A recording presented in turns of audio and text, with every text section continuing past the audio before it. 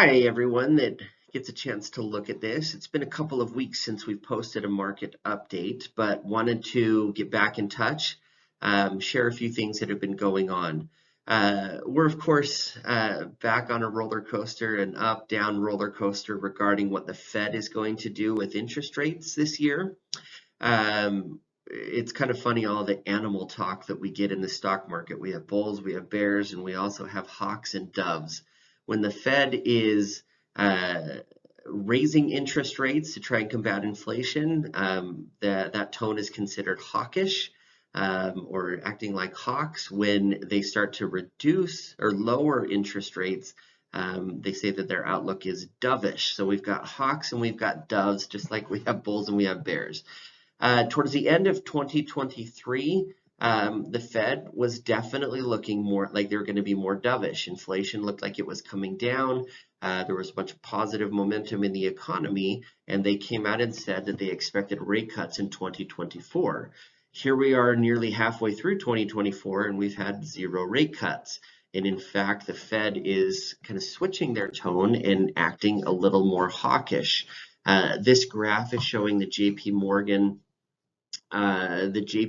sentiment score, as it says, Hawk Dove sentiment score, and they feel like it's trending towards being hawkish, and maybe working its way back towards being dovish. Of course, the honest truth is that nobody really knows. Inflation has been stubborn. It hasn't come down as much as we would have hoped through Q1 and most of Q2 of 2024. We hope that will continue.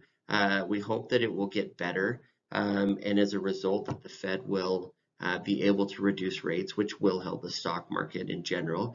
But even though they haven't reduced rates, the stock market is still humming along pretty well. We've hit all-time highs in all three major indices. So it's certainly not cause for complaint. As far as what things look like moving forward, that's always the trick. We don't know any more than anyone else does.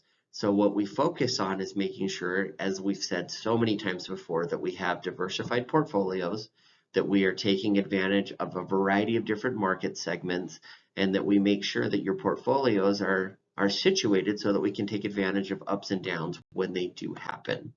As far as what the Fed is going to do, basically, Chairman Powell, he did grab some headlines last week. He said that the recent data hurt his confidence, and that they are planning a pause on further rate hikes, but they've also planned a pause on any reduction in rates for now. So at this point in time, what we're looking for is, we're just kind of in a holding pattern as far as rates are concerned.